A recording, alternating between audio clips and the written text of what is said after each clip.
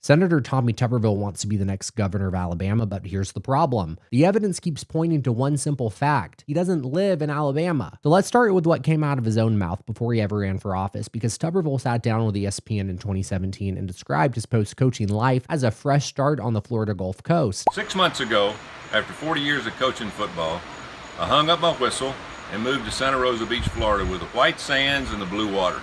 What a great place to live.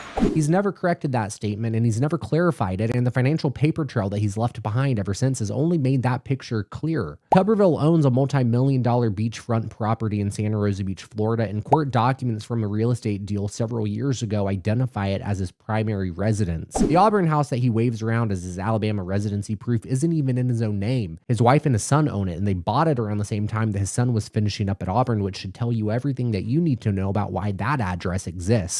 So now look at where his money goes. Taxpayers have covered more than 24 of his flights out of airports sitting in the shadow of his Florida estate. But when he flies into Atlanta, he never files for the drive home to Auburn. There's no rental car, no mileage, no per diem. Either he's covering that cost himself with no explanation, or that drive isn't happening. His campaign account makes it even harder to ignore, because in the same week of that Destin flight, his coach pack dropped nearly $400 at a Santa Rosa Beach restaurant and paid nearly $700 to a Florida shuttle company that exists for one purpose: moving people between panhandle beach towns and regional airports. That was not a one-time charge either, because in 2024 alone, that same Florida shuttle service company collected nearly $6,000 from the coach pack. And then the 2-year total topped over $11,000. What's notable isn't just what's being spent in Florida, it's what isn't being spent in Alabama, because there is no equivalent car services running from Atlanta to Auburn, no comparable dining tabs in Montgomery, no transportation logistics of any kind that suggest that Tuberville regularly returns to his home state that is supposedly Alabama, because he lives in Florida. His Republican opponent has gotten tired of watching this play out, and he's gone to court. Ken McFetters has filed both a lawsuit and an ethics complaint arguing that Tuberville simply does not meet the constitutional threshold, which is 7 consecutive years of Alabama residency to appear on the ballot for governor. Tuberville's team keeps brushing it off, but they haven't done the one thing that would actually settle all of this, which is release his state tax returns, because Alabama taxes income, Florida does not. If he's been filing as an Alabama resident since 2018, then all he needs to do is show the receipts, but he won't. His Senate office went silent when reporters asked, offering absolutely nothing, not a defense, but also not a denial. You cannot lead a state that you don't belong to, and every document, every departure gate, every dollar that Tommy Tuberville has spent points home, and home has a Florida zip code.